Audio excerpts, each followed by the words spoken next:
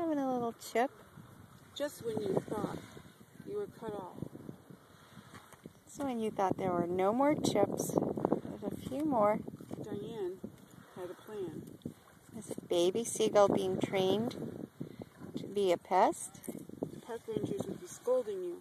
Never feed the wildlife. This is bad behavior, but it's after Labor Day, and I think all rules are off.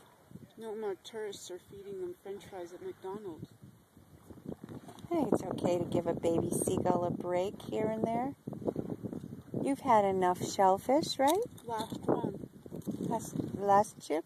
Would Jack throw it higher or lower? Right in between me and the gull.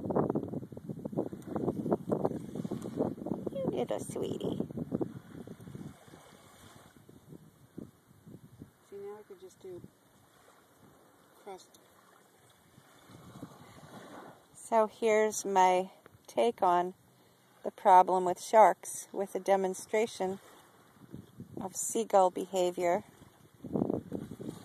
See, in Florida, in different places like that, there's a lot of people going down in cages and feeding the sharks.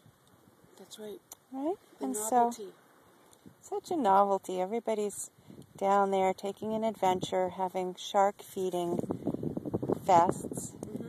And the sharks hang out where the people are. Because for them, there's fish and whatever. They're being teased. For this baby seagull, it's chips. And if you see the behavior changed within a minute.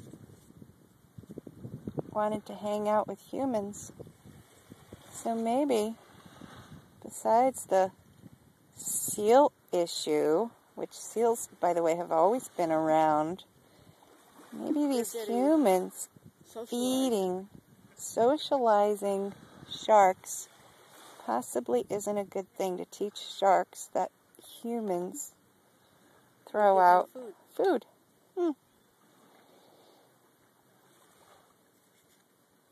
I don't know. That's just my Labor Day theory. And there are people that labor over that. You know? They labor.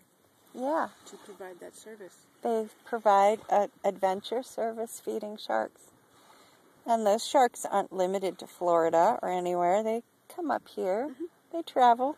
And they know things. And they see a swimmer and they think, I wonder if that swimmer is also going to throw out some bait for me.